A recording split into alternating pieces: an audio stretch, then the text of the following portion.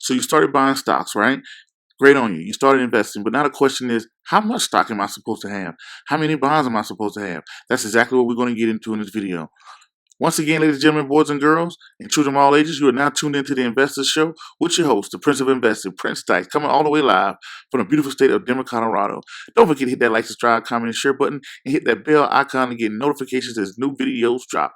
But as always, I don't have a lot of time, and I definitely know you guys and girls don't have a lot of time, so we're going to jump straight into it. Congratulations on buying stock. Now, when you're buying stock, if you're just out there buying stock, I want you to look at, hey, instead of just buying stock, I want to look at building a portfolio.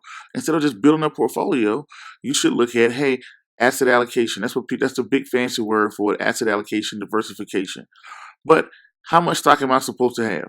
Now, what you can do is you can go and use the rule of thumb. The rule of thumb is using 100, subtract your age, and that's the percentage of stocks you should have in your portfolio.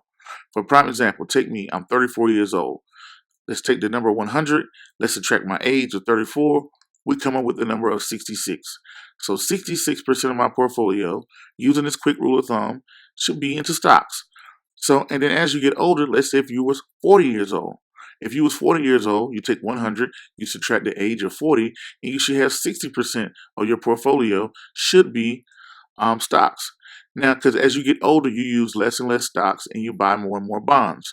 So let's say for a prime example, in my case, I should have 66% of my portfolio in the stocks, 34% of my portfolio into bonds.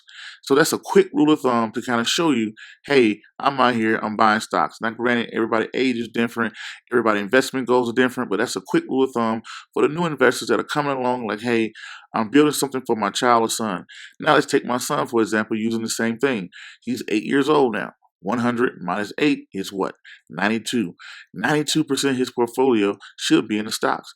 8% should be probably into bonds or maybe real estate or whatever the case may be. But let's say we did stocks and bonds. 92% of his portfolio is in the stocks. 8% are into bonds. Why is that?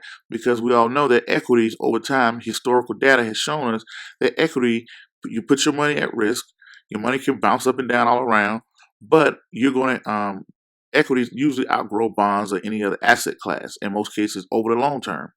But as you're 70 years old, you don't want to be out here waiting for the next 2008 to happen. Because my son, yes, he will experience another 2008, but he has time to rebound and, keep reinvesting his dividends to outlive that. But that's a quick rule of thumb to show you how much stocks you have. I don't want to go too long.